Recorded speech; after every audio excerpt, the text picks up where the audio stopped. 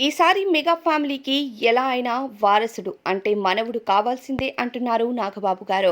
అయితే లావణ్య త్రిపాఠి అలానే వరుణ్ తేజ్ పేరెంట్స్‌గా ప్రమోట్ అవ్వబోతున్నట్టు అభిమానులకి సోషల్ మీడియాలో పోస్ట్ ద్వారా అందరికీ క్లారిటీ ఇచ్చారు.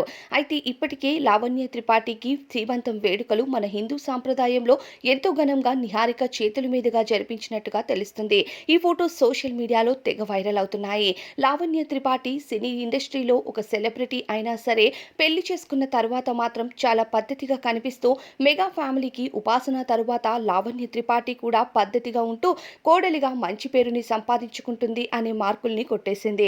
అయితే ప్రస్తుతం పెళ్ళైన వెంటనే ఫ్యామిలీని ప్లాన్ చేయటం, ఒకవైపు సినిమాలు చేస్తూనే మరోవైపు ఫ్యామిలీ లైఫ్ని కూడా లీడ్ చేస్తూ లావణ్య త్రిపాఠి మంచి సక్సెస్ఫుల్గా దూసుకువెళ్తుందని చెప్పాలి.